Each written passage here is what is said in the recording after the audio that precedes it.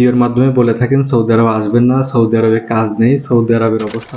বাংলাদেশে অবস্থানরত অনেক ভাই প্রতিনিয়তই মেসেজ করে থাকেন সৌদি আরব যেতে চাই, কি কাজে যাব, কি ভিসায় গেলে ভালো হবে, একটু পরামর্শ দেন।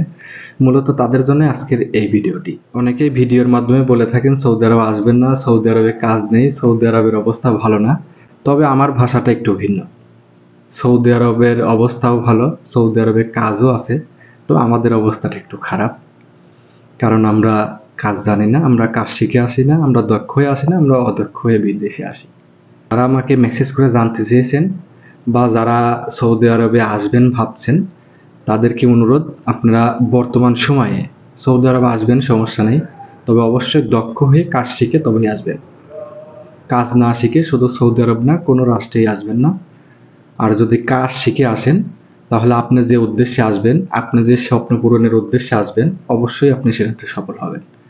কাজ না শিখে বর্তমান সময়ে সৌদি আরবে আসা আর নিজের টাকাগুলো অন্যকে দিয়ে দেওয়া, দালালকে দিয়ে খাওয়ানো সমান।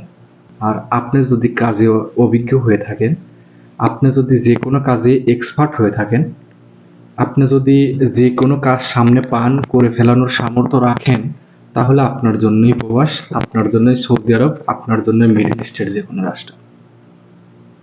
আমি সৌদি আরব তথা প্রবাসে আসতে নিষেধ করব না, তবে অবশ্যই পরামর্শ দিব আপনি যে কোনো কাজ শিখে আসবেন।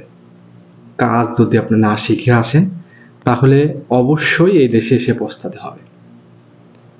যদিও আমি প্রবাসে খুবই অল্প দিন, তারপরেও আমি আমার বাস্তব অভিজ্ঞতা থেকে একটি কথা শেয়ার করি।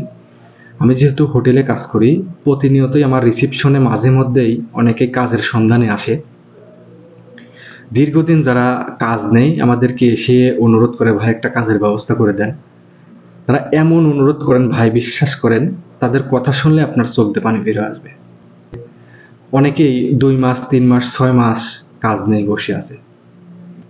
বিশ্বাস করেন, এমনও উদাহরণ আছে, আমার হোটেলের সামনে ময়লা ফেলানোর যে ড্রাম থাকে, সেই ড্রাম থেকে অনেকেই কার্টুন করে, অনেকেই লোহা করে, অনেকেই প্লাস্টিক করে, অনেকেই পানির বোতল করে।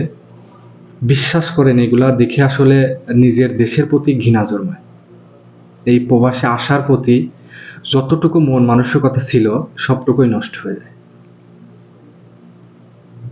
একটা 25 বছর থেকে 30 বছরের ছেলে যখন ময়লার ড্রাম থেকে ময়লা করে, পলিথিনি করে, বোতল করে, বা টুকাইদের মতো কাঁধে করে বোতল কুড়ায় বেড়ায়, সত্যিই তখন এই প্রবাস আর প্রবাস থাকে না। তাই বলবো ভাই, অনুরোধ লাগি, আপনি প্রবাসে আসার আগে অবশ্যই কাজ শিখে আসুন। আপনি কাজ শিখে আসবেন, আপনি স্বপ্ন পূরণ করতে পারবেন।